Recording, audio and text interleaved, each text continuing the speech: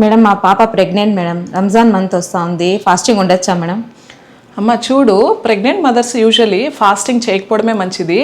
In case మీరు కంపల్సరీగా fasting ఉండాలనుకుంటే వీళ్ళకి ఏంటంటే మన రెగ్యులర్ ఫుడ్ కాకుండా కొంచెం చేంజెస్ చేసుకోవాల్సి వస్తుంది. అదేంటంటే వాళ్ళు తినే రెగ్యులర్ ఫుడ్స్లో కొంచెం ఆయిల్ కంటెంట్ తగ్గించుకోవడము, మసాలా కంటెంట్ తగ్గించుకోవడము, స్పైసెస్ తగ్గించి కొంచెం వాటర్ ఇంటేక్ ఎక్కువ ఉండేటట్టు చూసుకోవాలి.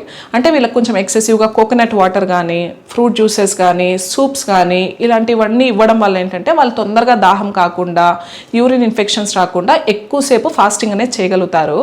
అండ్ మీరు ఇంకోటి గమనించుకోవాల్సింది ఏంటంటే వీళ్ళు యూజువల్లీ ఫాస్టింగ్ ఉండేటప్పుడు వీళ్ళు ఏమైనా హెడేక్ చెప్పినా, కళ్ళు తిరిగినట్టు, డ్రౌజీగా అనిపించడము, లేదు యూరిన్ అవుట్పుట్ తగ్గినా కూడా, లేదు కాన్సన్ట్రేటెడ్ యూరిన్ వచ్చినా కూడా వీళ్ళు వెంటనే ఫాస్టింగ్ అనేది బ్రేక్ చేయాలి. అండ్ ఇంకోటి మీరు గుర్తుంచుకోవాల్సింది ఏంటంటే ఎవరు మనం ఫాస్టింగ్ చేయకూడదు రంజాన్ మంత్లో.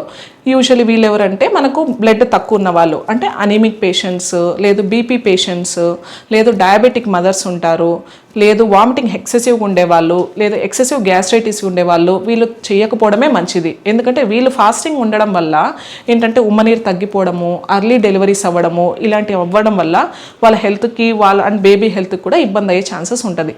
సో మీరు ఆలోచించుకొని డిసైడ్ చేసుకొని అండ్ మీ డాక్టర్తో డిస్కస్ చేసి మీరు ఫాస్టింగ్ ఉండాలేదో డిసైడ్ చేసుకొని దెన్ కంటిన్యూ చేసుకోవచ్చు.